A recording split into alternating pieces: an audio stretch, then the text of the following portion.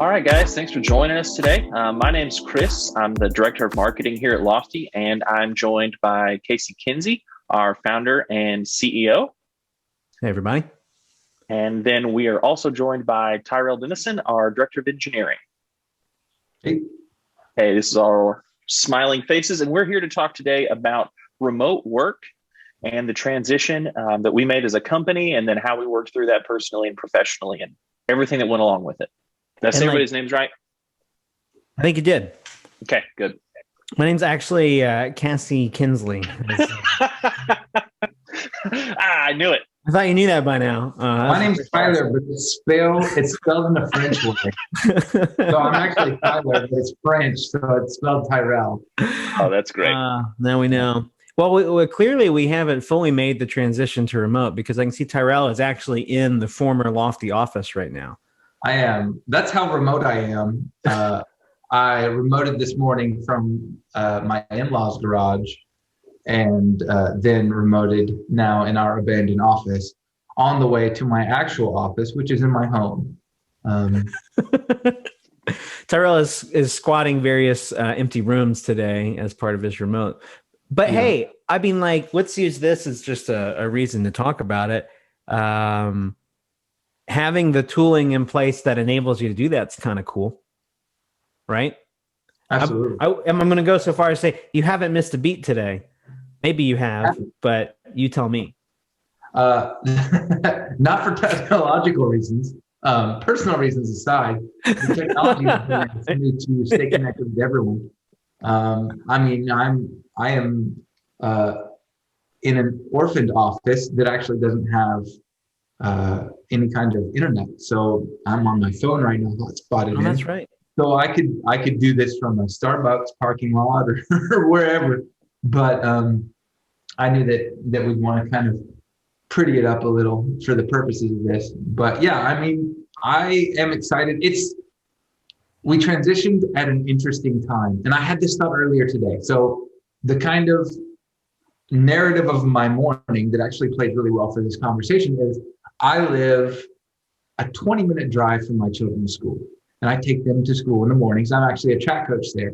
So I took them to school and went through a track practice, and then immediately had to jump into work.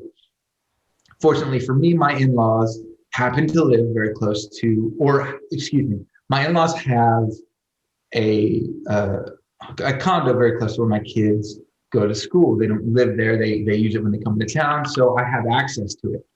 And so I could hop in there. I can move around. All of those things work very well on a tight time frame. So when I'm trying to get back to my home office, I can hop into different places. But my thought this morning was, if we weren't in the midst of a pandemic, man, I just hop into Starbucks and sit down on the couch and grab a coffee and do those things. And even as someone who is fortunate enough to be vaccinated, those limitations are still kind of real and in your mind. And so that leaves me here in what was our our office doing this call. And thankfully, even in the midst of that, the tech is available to just kind of hop in anywhere and be plugged in and contribute. You know, if we can take any, good out of this as we transition, I think that's one of the things that hopefully allows people to live, I don't say a more normal life, but hopefully a better life going forward out of this is an expectation that, hey, I've got an 11:15. I didn't, get my kid back from the doctor's office in time. I'm going to hop on my phone in the car, and not having to make a bunch of caveats or excuses or, complain it away to some made up reason, understanding that our lives are so fluid, and that now we have because the infrastructure was kind of already in place for this. But there's an expectation, and, I think we've all talked about at different times, being able to turn our cameras off when we're in meetings, and how that transition was so liberating. And it gives us the ability to kind of take, some of the hard fought lessons that we all had to figure out as we were transitioning into this, and then kind of make the after times better than the before times. I have to say, I fought the urge to turn my camera off in this session like 3 times so far. Yeah.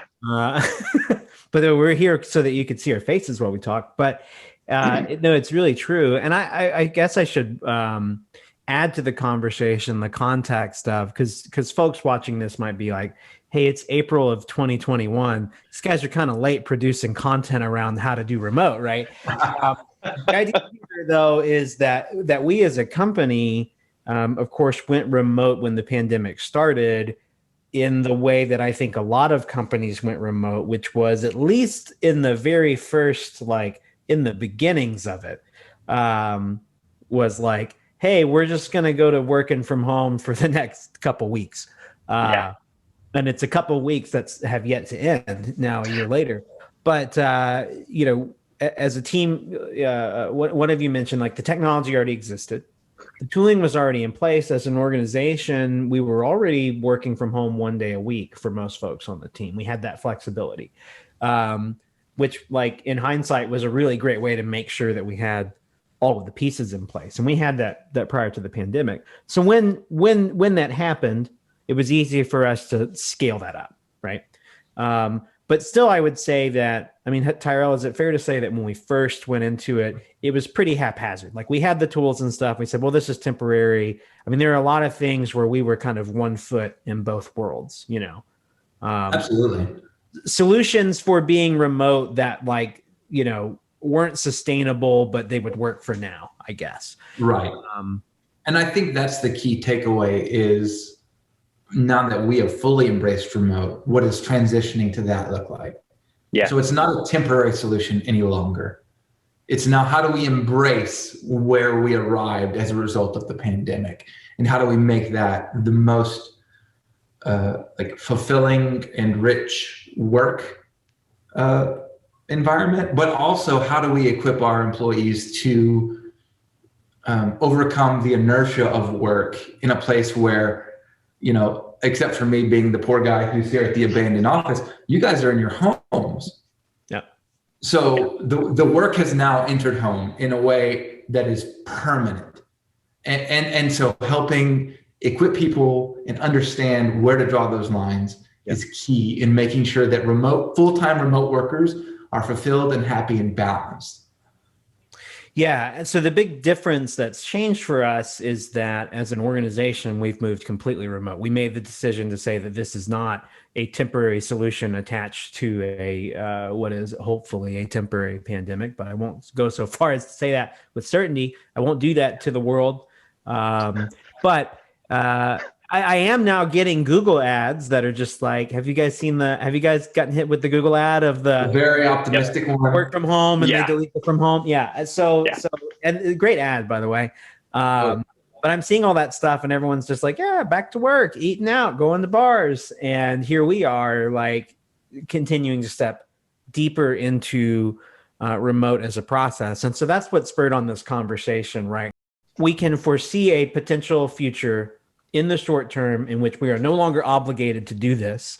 And yet there you are in a very empty office, Tyrel, because our lease was up and we made the decision as an organization, and I made the business decision as a CEO to not renew that office space and say, no, we're going to take remote for the future. Chris, you talked about the fluidity. When work and home are so close together, you have that dynamic of, I'm going to jump in from the car, or this thing didn't get finished here. And that is like, it's a positive that we can do that. It's a positive that we're used to that. But depending on the personalities of the individuals, that may not be a positive thing for them. That can be a very stress-inducing thing. And one of the things that I say Tyrel and I, but really a lot of the folks on the team when we first went to remote, invested a lot of time in conversing with our team about that balance. For myself and Tyrel, maybe you as well. Had you worked remotely before prior to Lofty, like ever full remote? Full remote, no. Partial remote, yes. Partial remote. I had done full remote for many years of my career before Lofty, and personally, and this is a personal thing. When I first made that transition, I was pretty young, and it was a very stressful thing for me because my ability to manage work-life balance as a human being is I'm not particularly good at it. I'm a lot better if I can put some physical barriers between myself and my job. A door is one thing, but like a commute's even better.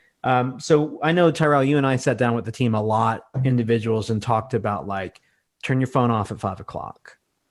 Turn off disable notifications in Slack after business hours. Like, do things that set up those boundaries, because I think that people need to talk to their employees about it when they move to a remote environment, to help people understand that like managing when work ends and when home begins, and the stress that that can create if it's not managed well for certain personalities, is something that you have to really proactively take action for. Yeah, I 100% agree. I think you actually have to go a little bit to the extreme to make it clear that the expectation is for people to turn off, because it's so easy for work to bleed in, and people want to do their work and things of that nature, and everyone feels a little pressure, and so you have to almost fight your employees to get them to disconnect in the way that they need to, and make it clear, like, it's not that we don't want you. It's not that the expectation isn't you working these excessive hours because you're always kind of available now. It's like, we expect you to draw those boundaries because we know that that's what keeps you valuable to us and fresh to us. You have to draw those, and we can only help you so far. There's a point of personal responsibility, but we have to drive that home to make sure that our employees really, really, really know how valuable it is for us as a company, for them to draw those boundaries. Because I can't go to your house and shut your work computer and say, it's 5:15, what are you doing? Yeah. But I can drive home again and again how valuable it is to have that break. And outside of the context of a traditional office where you're like in at 9 and out at 5, I think Chris really hit on something there, because there's so much fluidity with kids and doing stuff. When you bring your work home, you don't have the rigid time frame that you had before, when you stepped out and you went to the work world, and then you came back from the work world and you were home. And so one thing we've introduced since we've gone full remote is a highly flexible work schedule that allows for employees who are at home working to step away with their kids for an hour to help them with homework or play Xbox or do whatever, and come back to your work. We expect our employees to engage for a quality work day, whatever that looks like for them. If that's time shifted slightly, if that's big breaks in the middle of the day to ensure that what they need to do at home is taken care of, we encourage that. We don't want you to feel the tension of something going on at your house, but it's like 3 p.m. and I'm supposed to be working. It's like, no, take that, do what you need to do. Be aware that you're at your home and there are different factors there that aren't there with the traditional office space. Take care of your personal life so that you can come back to work in a place that isn't filled with stress from personal things. And I think that, like, as a parent, like for me, one of the greatest things coming out, the ability to go kick a soccer ball in the backyard after lunch and just have the option to do that.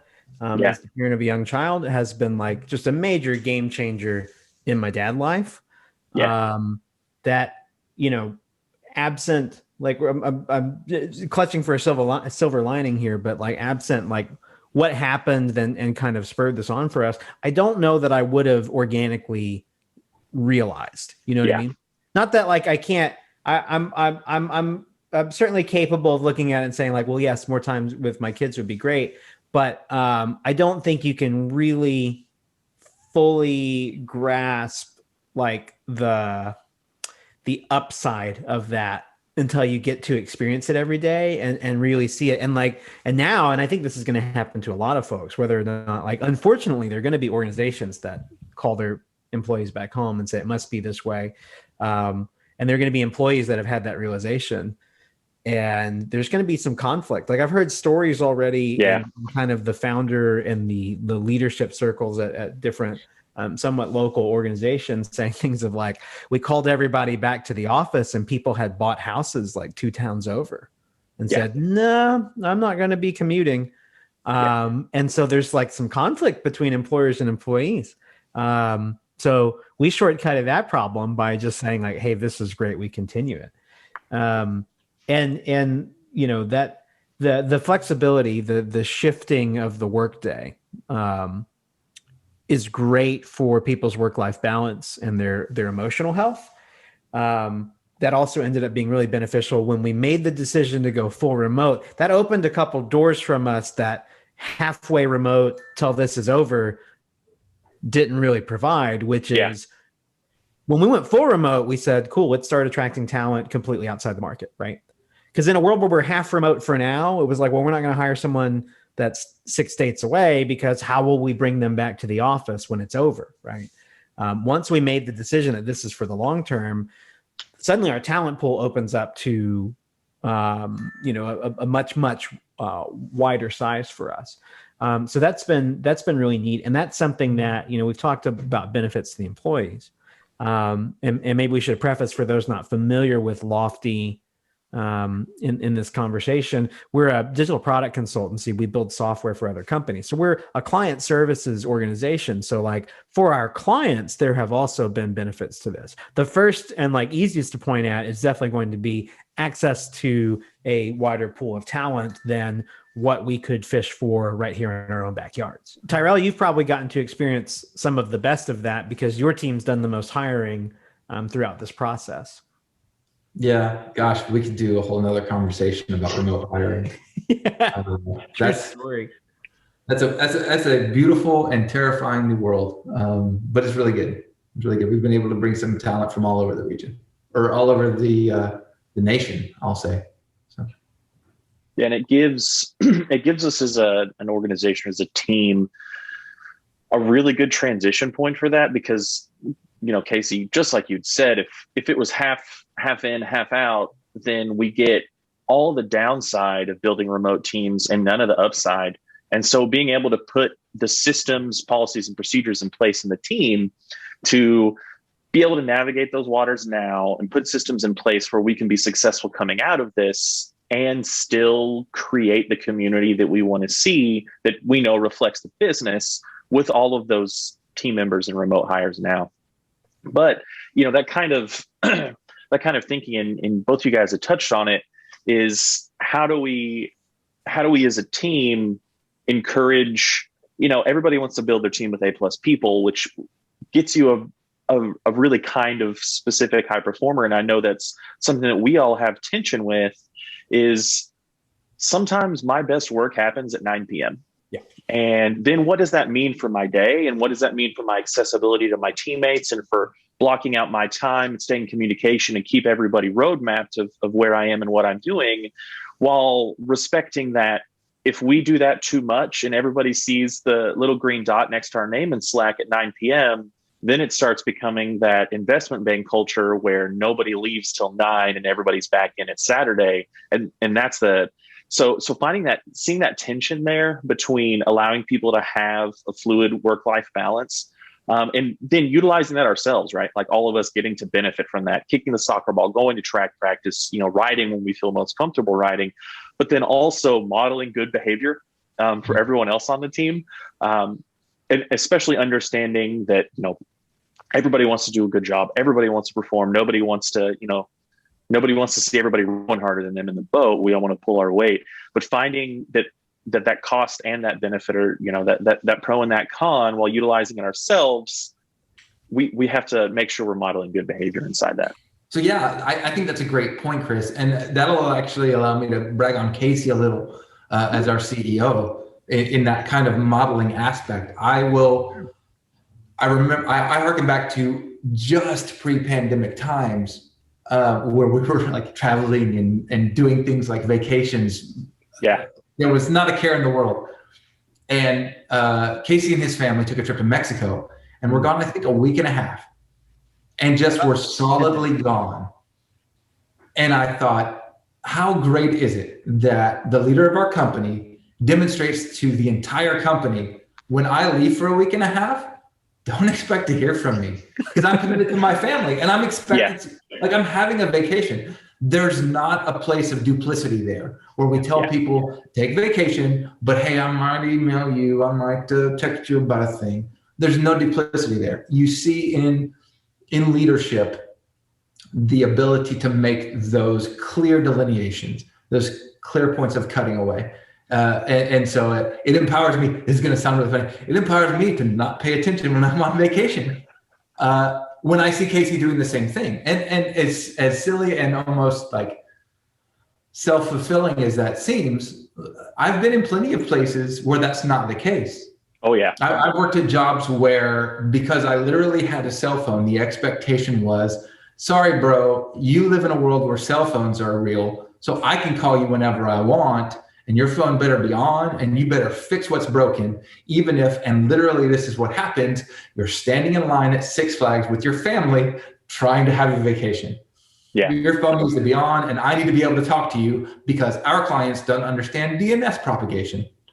Like why the internet, why the website that we launched is not yet available everywhere. And so having those kind of examples and being those people that you've talked about, where we demonstrate and provide a clear path to like, hey, we have work-life balance, so should you. Yeah. This is what it looks like for us. This is an example for how you can work from home and not fill that pool all the time and not put in 60-hour weeks. Yeah. And not pick up that computer when you shouldn't. I'm glad that you brought this up because this is interesting.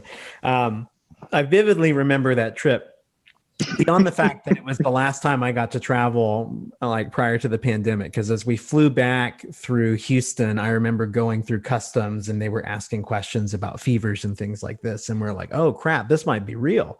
Yeah. It was the realization we had that this was like the last week. We went on one more trip, Tyrel, you were there. We went to a conference and then it was like really, yeah. And so we were like doing the elbow thing, introducing ourselves at the conferences. So that's how we closed the office. They were already promoting how to conference in COVID kind of stuff. But I remember that trip to Mexico for a lot of reasons. One of them being that it was a trip abroad where I did not have I had not set up any sort of international data for my devices. So literally, if I wasn't at my accommodations where I was staying in an Airbnb, I was like forced to be disconnected, which was good for me. But what's funny is that you mentioned that, and I appreciate that you noted the example. From my chair, I was not absent. I was dancing around. I mean, like I watched my email. I actually I worked a sales deal while I was down there, and a few things. But I very deliberately did not communicate with individuals within the team. I did not sign into Slack. I didn't do those things because the fact that I did some working while Henry was napping, or while we had some downtime there, that was my issue. That was something I wanted to satisfy, what was working for me. I was very deliberate not to be disruptive to the team to, see me poking around, because what I was going to say earlier is like the number of souls that have been crushed, Chris, by that little green dot in the middle. Oh, man. Right. When you open up your laptop and you forget that you had Slack signed in and you pop up and you see your boss's green dot on and you're like, oh crap, am I supposed to be here? So I very deliberately kept myself out of those communication channels that would demonstrate, because I've been there. I've had that, but like, I'm kind of a workaholic. I guess it's why I started a company, but that's my issue, not everybody else's. Because I've been on the other side of it. Like I remember getting a text message from the last boss that I had before I decided I would never have a boss again and started a company. And I guess in some way I owe him that. Because he at least brought that out of me. I remember getting a text from him one time that was like, call me as soon as you can. I know you're off today. And it was just like, how are these two concepts compatible?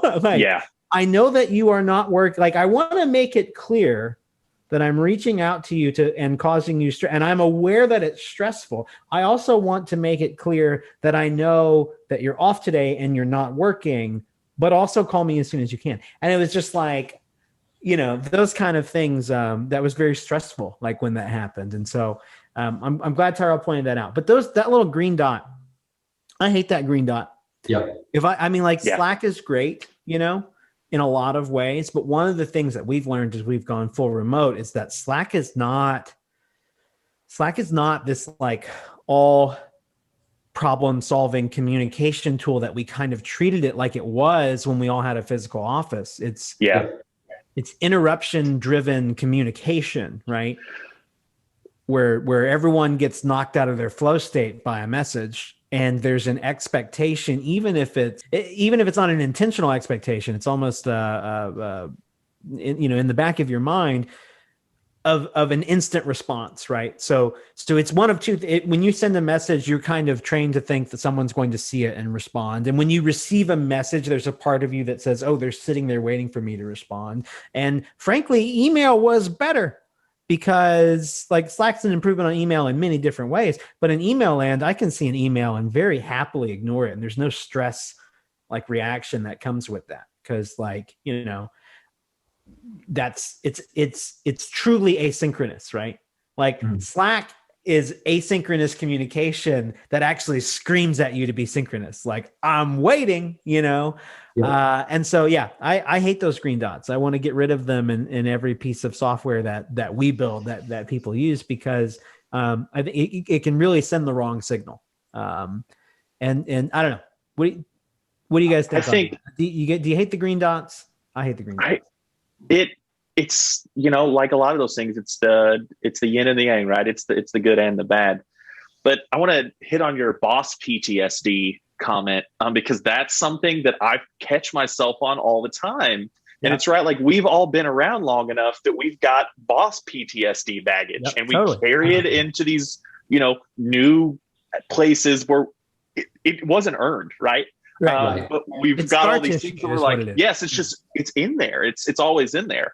And so, I can think of, very similar text messages I've got. Hey, I know you're not in today, XYZ, call me when you can. And it's like, how did getting to this, level of professional development in the company mean that I'm your personal assistant or your personal problem solver for all this? And certainly the notion of like, just because you acknowledge it's wrong doesn't make it less wrong to make the same request. Exactly. Hey, I know I'm being a jerk right now, but I mean, like, you're still a jerk after. In case any bosses out there didn't know, you're still a jerk after you do that. Yes. But it kind of feeds into the way we all met Slack, and having been in a professional world before Slack existed, and knowing all of the wrong reply all threads people would jump into an email or respond to one too previous and not see it. We all saw Slack come over the hill, and we're like, yes, finally. It's this beautiful midpoint between email and phone calls where I can get to it when I can get to it. But I can see everything that's happened instead of having to copy and paste different threads to get the right email in order. And it was just like, the savior's here.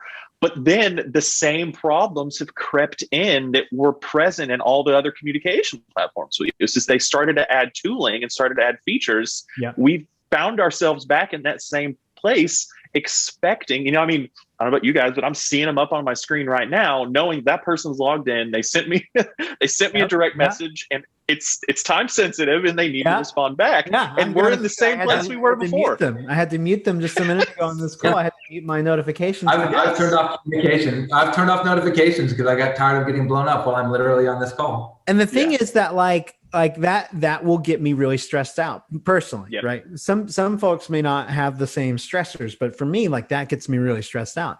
But if it goes away and I don't see it, like, the person that needs something still gets what they need as soon as I'm able to get to it, right? The only difference in these two equations is I'm not going to stop this call and stop this video recording to go respond to that. That's definitely not going to happen no matter what. So when I find a way to hide that notification and just let it go away, the outcome is exactly the same for the other party. They still get what they get whenever they get it. The only difference is I'm less stressed out in the meantime. So by all means, like, you have to be able to manage that stuff, because it is this really weird, I don't know. There's some personal feelings I have on all of this sort of stuff that I may be very different from a lot of other people that manage people, but I really, really like to empower our team to have control over those kinds of stresses.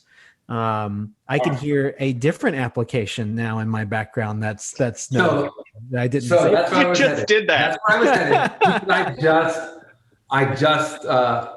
I just did a thing. You just did this. Obviously, for those not trained to little dings in the background, or obviously no one's seeing my screen, that's where things like presence tools are very valuable, and there's not a lot of them out there. No. That's what's terrible, because they seem very stupid at first. Like, just to be blatantly honest, we use a presence tool that allows us to visually communicate where we're at mentally and work-wise by showing an office area and put ourselves in a kind of workspace, and then hop around as if we were walking through an office and having conversations. And that tool also allows us to fire up like Google Hangouts or Zoom calls or things like that. So there's telepresence, telecommunication baked into it, but visually it allows us to communicate what we're doing in a way that those kinds of nuances are natural in a physical office space. Yeah. And that's very valuable. And so to kind of return to what was just kind of alluded to, I realized that in our presence tool, I was not in Casey's office. Yeah. And so it's like, I wasn't either. Yeah. And nor was Chris. And so to our team, we were all working individually, which meant we were available for communication or to like help them with things. But when we visibly go to one space, there's a context of a conversation taking place that's visual, in the same way that if people were to walk by Casey's office and see like, oh, Chris and Tyrel are in there, I don't want to interrupt them, they're obviously doing something. Yeah, it's not in some common space, right, where it's inviting open conversation. Precisely. And so having that tool to communicate those things in a like surreally skeuomorphic way that you think is the stupidest thing when you first use these kinds of tools, you're like, why would I ever do this? And then there's a moment where your monkey brain ties together the screen on your computer with what you used to do in your office, and you go, oh, okay. Yep. And that allows you to do things like not log into that thing if you felt like you needed to do one last thing in the office at 9 in the morning. You don't log into your presence tool. You take care of the one thing that was pressing. No one sees a green dot and panics. You get done what you need to do, and everyone continues to like have that kind of freedom. It's the wildest thing. I'm excited to see where that market goes as we continue to increase in our remoteness as a like globe. Like, there's got to be more presence tools that are going to pop up similar to the one we use. It's the wildest thing, because I sat here just a minute ago and I rallied against the green dots, right? And I'm still anti-green dot. But you can look at that presence tool and say, well, Casey, why do you like that so much? That's a green dot on steroids. That's a green dot with all kinds of additional features on top of it, because it's literally called a presence tool for a reason. But the difference is that it's a presence tool. It's a green dot with a tremendous amount of context associated with it. Absolutely. Right? Because I go to Slack and I look at the green dots down the side, and what I have is a list of people that are working and a list of people that aren't, right? If I'm really naively looking at it, it's just like, look at all the people that are here, look at all the people that aren't here. When I go to our presence tool, which I don't know if you mentioned it, Tyrel, by name, but Sakoko. I did not. We didn't. Okay, Sakoko is the tool that we use. Hashtag not sponsored. And yet. Yeah, call us. Call Chris. He's in charge of that. When I look at that tool, I see who's here, but what I might see is like literally people parked in the I'm not at work area of that tool.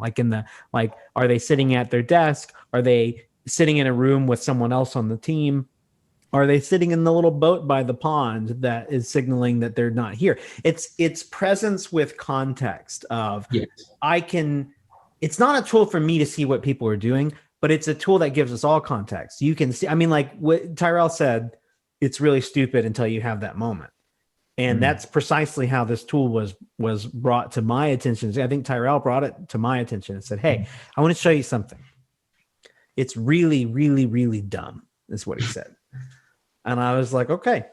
thank you for setting my expectations. Let's go take a look. And so we jumped in there, and I think I said something along the lines of like, Tyrel, this is really, really dumb. I love it. Because like very quickly, some things would happen, as you described, that are an analog for the physical world that we had lost when we went remote, that I didn't really consciously realize that we were missing it.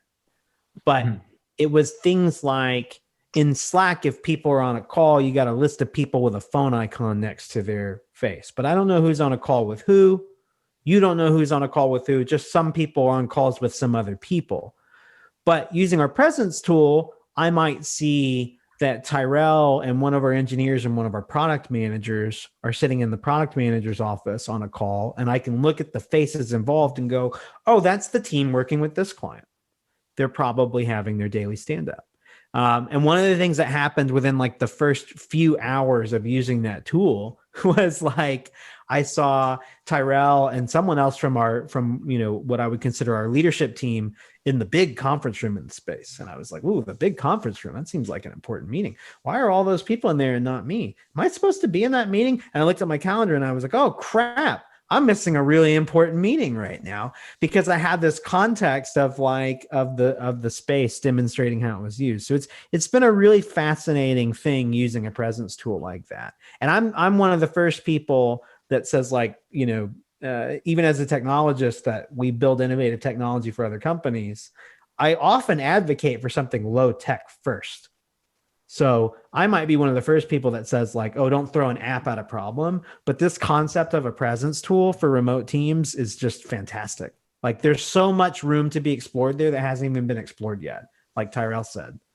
It reminds me of like the dilemmas I face as a parent, educating my children on how to use things like computers, because there's so much you can do with them.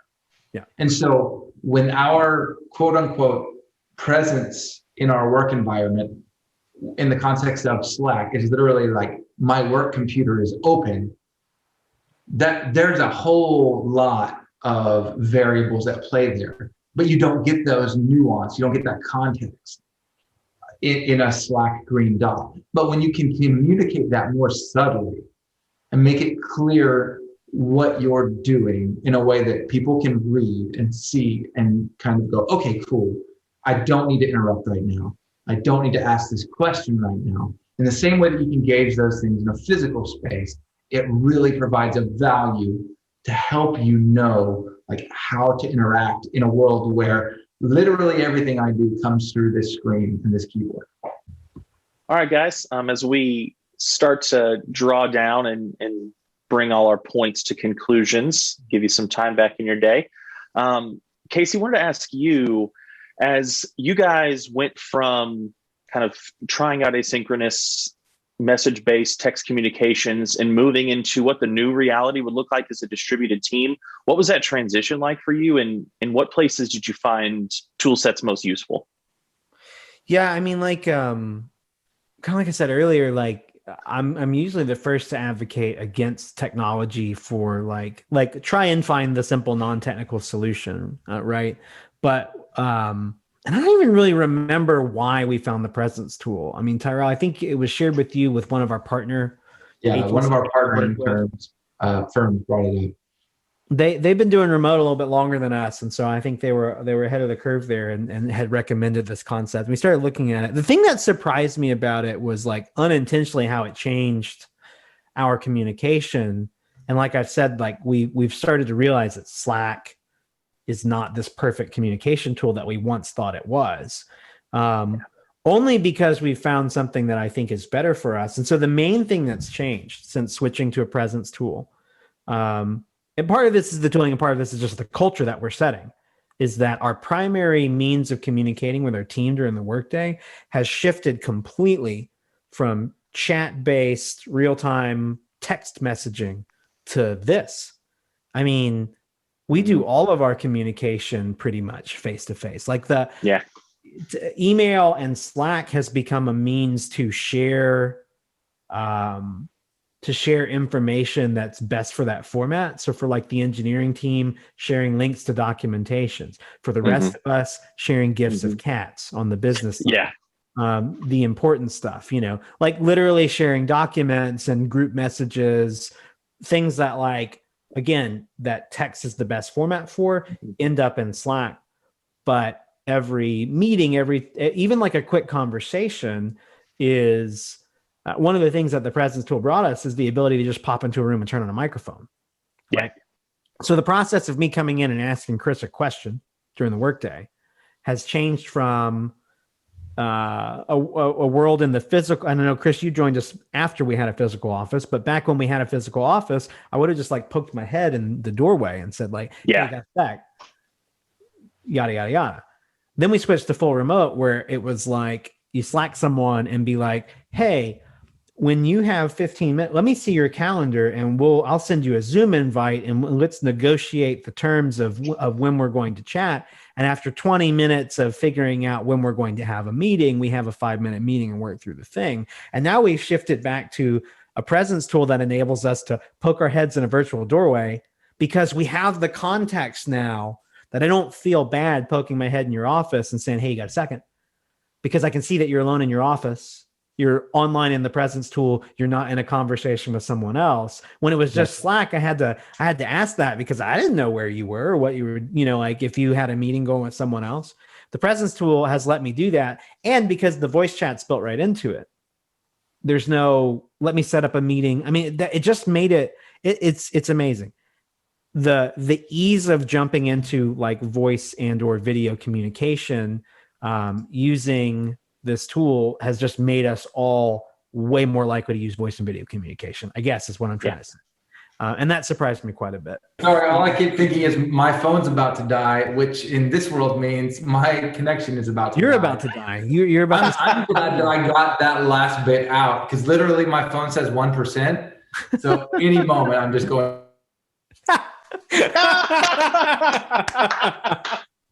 That's perfect. That's absolutely and I can't think of a better way to close out this conversation. We scripted it. This is the world that we live in now. It was unscripted, folks. That was we did not do that in post. Well, this was fun. I'm looking forward to doing more conversations like this, talking through how we operate as a business. I think we'll be doing a lot more conversations about maybe how the sausage is made in our industry of digital product development, but also a lot of stuff like this, talking about the business and how we operate, our culture, and what the things that we like about ourselves that we think make us who we are, that we want to share with the world. Well, I'll say to the folks watching, thanks for joining us. If you like this type of thing, we're going to be doing more of that. So if you found us on YouTube, hit the subscribe button. And if you didn't find us on YouTube, go find us there. Probably the easiest way to find this. But man, thanks for putting this together, Chris. And it'll be fun. We'll do some more of this soon. Yep. Thanks, guys. And go kick your soccer ball in the backyard. That's right. Bye, Tyrel.